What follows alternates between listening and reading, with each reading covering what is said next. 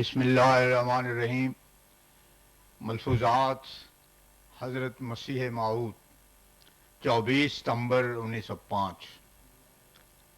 حضرت اقدس علیہ السلام نے فرمایا، لاہور میں عبد الحکیم نام ایک شخص سے میری گفتگو ہوئی۔ اس نے کہا کہ الہام پہلی امتوں کا خاصہ تھا، یہاں تک کہ عورتوں کو وحی ہوتی تھی، مگر اس امت میں یہ دروازہ بند ہے۔ کیسے شرم کی بات ہے! کیا یہ امت بنی اسرائیل کی عورتوں سے بھی گئی گزری ہو گئی، اور خدا تعالیٰ نے اس کے لیے یہی چاہا ہے کہ وہ خیر الامم کہلا کر بھی محروم رہے۔ اس عبد الحکیم نے تو یہاں تک کہہ دیا تھا کہ حضرت عمر رضی اللہ تعالی عنہ بھی محدث نہ تھے، وہ بھی صرف ان کو یہ خوش کرنے کی بات تھی، محدث وہ بھی نہ تھے۔ مختصر یہ کہ اس قسم کی حدق اسلام اور نبی کریم صلی اللہ علیہ وسلم کی یہ لوگ کرتے ہیں، پھر میں ان کے مخالفت کی کیا پرواہ کروں۔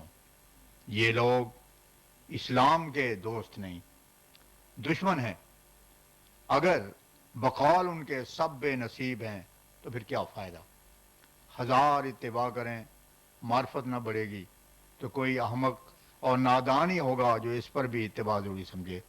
حضرت عیسیٰ کا آنا نہ آنا تو امر ہی الگ ہے، اس سوال کو پیچھے چھوڑو، پہلے یہ تو فیصلہ کرو کہ کیا اس امت پر بھی وہ برکات اور فیوز ہوں گے یا نہیں۔ جب یہ فیصلہ ہو لے تو پھر عیسیٰ کی آمد کا سوال جھٹ حل ہو سکتا ہے۔ یہ لوگ جن مولکات میں پھنسے ہوئے ہیں وہ بہت خطرناک مرض ہے۔ اس سے بڑھ کر اور کیا مصیبت ہوگی کہ اس امت کے نسبت باوجود خیر الامم ہونے کے یہ یقین کر لیا گیا کہ وہ اللہ تعالیٰ کے خاص فضل شرف مکالمہ سے محروم ہے، اور خاص ساری عمر کوئی مجاہدہ کرتا رہے، کچھ بھی حاصل نہیں ہوگا، نعوذ باللہ۔ جیسے کہہ دیا جاوے کہ خواہ ہزار آج تک کھودتے چلے جاؤ مگر پانی نہیں ملے گا۔ اگر یہ سچ ہے جیسا کہ ہمارے مخالف کہتے ہیں تو مجاہدہ اور دعا کی کیا حاجت ہے، کیونکہ انسان کی فطرت میں یہ بات داخل ہے کہ وہ جس کو ممکن الحصول سمجھتا ہے اسے تلاش کرتا ہے اور اس کے لیے سعی کرتا ہے، اور اگر اسے یہ خیال اور یقین نہ ہو تو وہ مجاہدہ اور سعی کا دروازہ بند کر دیتا ہے۔ جیسے ہما یا عنقا کی کوئی تلاش نہیں کرتا، اس لیے کہ سب جانتے ہیں کہ یہ چیزیں ناممکن الحصول ہیں۔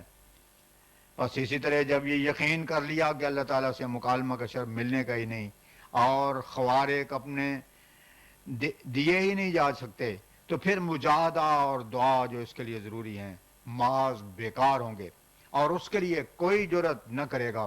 اور اس امت کے لیے نعوذ باللہ من کان فی ہذہ اعمی فہو فی الآخرۃ اعمی صادق آئے گا، اور اس سے خاتمہ کا بھی پتہ لگ جائے گا کہ وہ کیسا ہوگا، کیونکہ اس میں تو کوئی شبہ ہی نہیں ہو سکتا کہ یہ جہنمی زندگی ہے، پھر آخرت میں بھی جہنمی ہوگا، اور اسلام ایک جھوٹا مذہب ٹھہرے گا۔ اور نعوذ باللہ خدا تعالیٰ نے بھی اس امت کو دھوکہ دیا کہ خیر الامت بنا کر پھر بھی اسے کچھ نہ دیا۔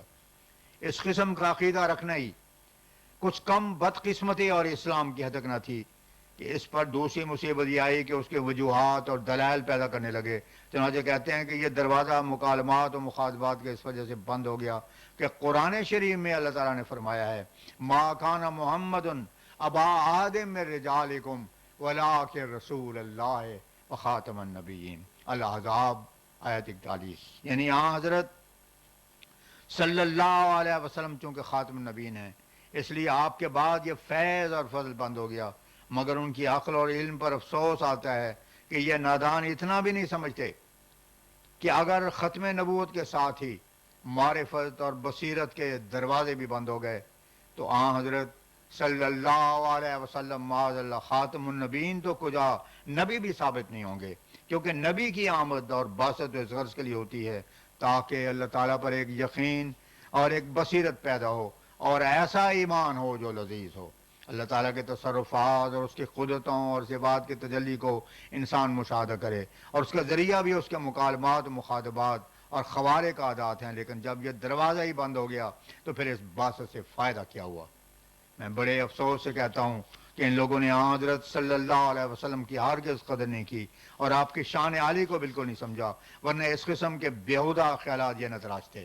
اس آیت کے اگر یہ معنی ہیں جو یہ پیش کرتے ہیں تسلیم کر لیے جاویں تو پھر گویا آپ کو نعوذ باللہ ابتر ماننا پڑے گا، کیونکہ جسمانی اولاد کی نفی تو قرآن شریف کرتا ہے اور روحانی کی یہ نفی کرتے ہیں، تو پھر باقی کیا رہا؟ اصل بات یہ ہے کہ اس آیت سے اللہ تعالیٰ حضرت صلی اللہ علیہ وسلم کا عظیم الشان کمال اور آپ کی قوت قدسیہ کا زبردست اثر بیان کرتا ہے کہ آپ کے روحانی اولاد اور روحانی تاثیرات کا سلسلہ کبھی ختم نہیں ہوگا۔ آئندہ اگر کوئی فیض اور برکت کسی کو مل سکتی ہے تو اسی وقت اور اسی حالت میں مل سکتی ہے جب وہ حضرت صلی اللہ علیہ وسلم کے کامل اتباع میں کھویا جاوے اور فنا فی رسول کا درجہ حاصل کرے، بدوں اس کے نہیں۔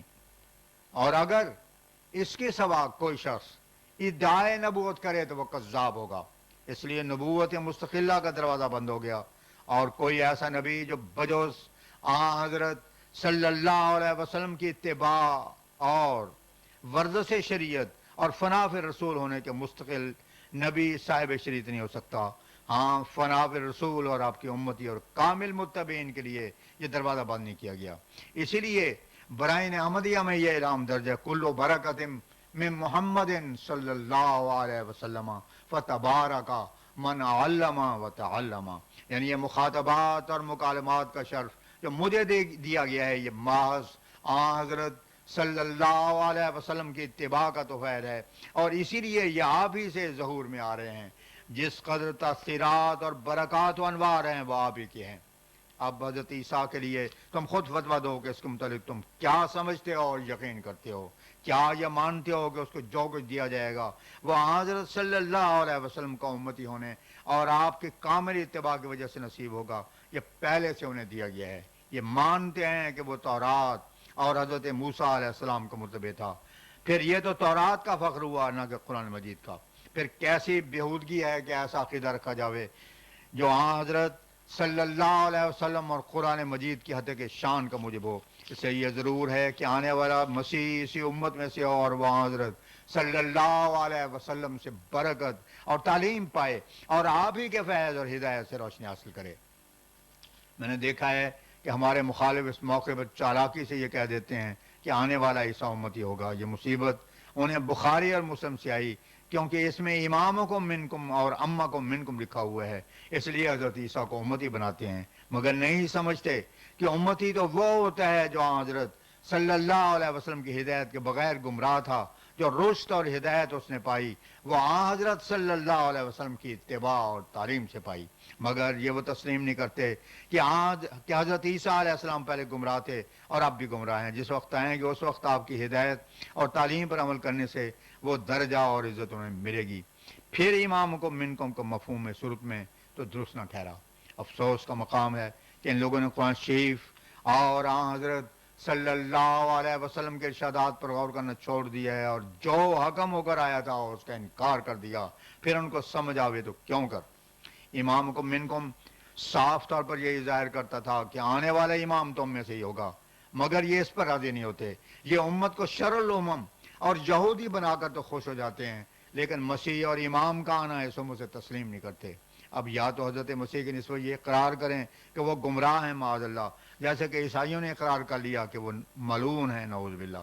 عیسائیوں نے لعنتی تو ان کو کہہ دیا، مگر لعنت کے مفہوم سے بے خبر ہیں۔ اگر ان کو پہلے خبر ہوتی کہ لعنت کا یہ مفہوم ہے تو کبھی نہ کہتے۔ میں نے فتح مسیح کو لکھا کہ لعنت کا مفہوم تو یہ ہے کہ ملعون راندہ ہے درگاہ ہو اور خدا اس سے بیزار اور وہ خدا سے بیزار ہو اور شیطان سے جا ملے۔ اب بتاؤ کہ تم مسیح کے لیے یہ لفظ تجویز کرتے ہو، تو آخر وہ جواب نہ لکھ سکا، اور حقیقت میں اس کا جواب ہے ہی نہیں۔ انہوں نے غلطی سے لعنت کے مفہوم سے بے خبر رہ کر یہ لفظ ان کے لیے تراش دیا۔ اب جو خبر ہوئی تو فکر پڑی کہ کیا کیا جاوے۔ اسی طرح پر اگر یہ لوگ امتی کے مفہوم پر نظر ڈالیں اور غور کریں تو غلطی نہ کہیں، کیونکہ امتی کے معنی یہی ہیں کہ وہ حضرت صلی اللہ علیہ وسلم کے فیضان و برکات سے مستفیض ہو اور ترقی کرے۔ لیکن جس کے لیے یہ کہتے ہیں وہ تو پہلے ہی پیغمبر ہے، اس کو کون سا موقع ملا کہ حضرت صلی اللہ علیہ وسلم سے استفادہ کرے؟ پھر نبی کے لفظ پر بھی بحث کرتے ہیں اور کہتے ہیں کہ دعوی نبوت ہے۔ میں کہتا ہوں یہ تو نری لفظ نزاع ہے، نبی تو خبر دینے والے کو کہتے ہیں۔ اب جس شخص کے ساتھ اللہ تعالیٰ کے مخاطبات اور مکالمات ہوتے ہیں اس کا کیا نام رکھا جاوے گا؟ اور یہ نبوت وہاں حضرت صلی اللہ علیہ وسلم کے ہی تو فعل اور اتباع کا نتیجہ ہے. میں اس کو کفر اور لعنت سمجھتا ہوں. اگر کوئی شخص یہ کہے کہ اب وہاں حضرت صلی اللہ علیہ وسلم سے استفادہ کیے بغیر کوئی شخص نبوت کے چشمے سے حصہ لیتا ہے اور مستقل نبوت کا مدعی ہے، یہ نرے دھوکے ہیں جن لوگوں کو لگے ہوئے ہیں. اور بعض باوجود کہ اس امر کو بخوبی سمجھتے ہیں، لیکن جہلاء اور عوام کو بھڑکانے کے لیے ایسی باتیں کرتے ہیں تاکہ وہ میری کتابوں سے بیزار ہو جائیں اور انہیں پڑھ کر فائدہ نہ اٹھا سکیں. کاش یہ لوگ سمجھتے ہیں کہ انہوں نے حضرت مسیح کے لیے جو خصوصیتیں تجویز کی ہیں اس کا نتیجہ کیا ہے، بلکہ وہ کہتے ہیں کہ مسیح شیطان سے وہی پاک ہے اور روح القدس کے سایہ سے پیدا ہوا ہے، اس میں اس کا کوئی شریک نہیں، جس میں عنصری کے ساتھ آسمان پر وہی گئے ہیں اور کوئی دوسرا اس میں شریک نہیں. پھر وہی آسمان سے اترے گا اور قیامت کے دن آخری قاضی وہی ہوں گے. اور پھر یہ بھی خصوصیت کہ 2000 برس ہونے کو آئے وہ اب تک آسمان پر ہیں اور کھانے پینے اور دیگر ہوائج انسانی کے محتاج نہیں. حضرت صلی اللہ علیہ وسلم تو بھوک سے پتھر پیٹ پر باندھ لیتے، مگر ان کو اس کی بھی ضرورت نہیں، کوئی اثر زمانہ کا اس پر نہیں ہوا. حضرت صلی اللہ علیہ وسلم پر بیماری کا اثر ہو، مسیح پر بالکل نہیں. حضرت صلی اللہ علیہ وسلم پر شیب اور پیرانہ سالی کے آثار ظاہر ہوں، مگر مسیح سے بھی محفوظ. اب سوچو اور بتاؤ کہ اس کا کیا نتیجہ نکلے گا.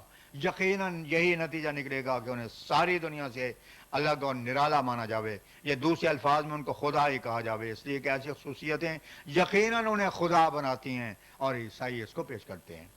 غرض اللہ تعالیٰ نے حضرت مسیح کو یہودیوں کے ہاتھ سے نجات دے کر ان کے الزاموں سے ان کو بری کیا تھا تاکہ ان کو زک دے، اور پھر اس سلسلہ محمدیہ کو قائم کر کے بتا دیا تھا کہ خدا تعالیٰ کا فضل جس طرف وہ چاہتا ہے آتا ہے، خواہ وہ اسرائیلیوں میں ہو خواہ اسماعیلیوں میں ہو. اب تو یہودیوں کے ہاتھ میں نہیں راستہ ہے، لیکن اگر وہ دیکھیں کہ ان کے کمالات کا سلسلہ بند نہیں ہوا تو پھر نری رسالت سے کیا حسد. اور ہاں حضرت صلی اللہ علیہ وسلم کا وجود عدم وجود معاذ اللہ برابر ہو جائے گا، کیونکہ آپ کے کمالات، فیوز اور برکات کا سلسلہ بجائے آگے چلنے کے انہی پر ختم ہو گیا. مجھے سخت تعجب آتا ہے یہ لوگ میری مخالفت میں کچھ ایسے اندھے ہو رہے ہیں کہ اس کے انجام اور نتائج سے بالکل بے خبر اور بے پرواہ ہو رہے ہیں. کہ یہ سچ نہیں ہے کہ اگر آپ کا سلسلہ آپ سے شروع ہو کر آپ ہی پر ختم ہو گیا تو آپ اب تک ٹھہریں گے معاذ اللہ. حالانکہ اللہ تعالیٰ حضرت صلی اللہ علیہ وسلم کو مخاطب کر کے فرماتا ہے ان شانیا کا هو الابتر، سورہ کوثر آیت 4، یعنی تجھے تو ہم نے کثرت کے ساتھ روحانی اولاد عطا کی ہے، جو تجھے بے اولاد کہتا ہے وہی ابتر ہے. حضرت صلی اللہ علیہ وسلم کا جسمانی فرزند تو کوئی تھا نہیں، اگر روحانی طور پر بھی آپ کی اولاد کوئی نہیں تو ایسا شخص خود بتاؤ کہ کیا کراوے گا. میں تو اس کو سب سے بڑھ کر بے ایمانی اور کفر سمجھتا ہوں کہ حضرت صلی اللہ علیہ وسلم کی نسبت اس قسم کا خیال بھی کیا جاوے. انا اعطیناک الکوثر کسی دوسرے نبی کو نہیں کہا گا، کہ نہیں کہا گیا، یہ تو حضرت صلی اللہ علیہ وسلم ہی کا خاصہ ہے. آپ کو اس قدر روحانی اولاد عطا کی گئی جس کا شمار بھی نہیں ہو سکتا، اس لیے کہ قیامت تک یہ سلسلہ بدستور جاری ہے. روحانی اولاد ہی کے ذریعہ حضرت صلی اللہ علیہ وسلم زندہ نبی ہیں، کیونکہ آپ کے انوار و برکات کا سلسلہ برابر جاری ہے. اور جیسے اولاد میں والدین کے نقوش ہوتے ہیں، اس طرح روحانی اولاد میں حضرت صلی اللہ علیہ وسلم کے کمالات اور فیوز کے آثار اور نشانات موجود ہیں. الولد سر لابیہ.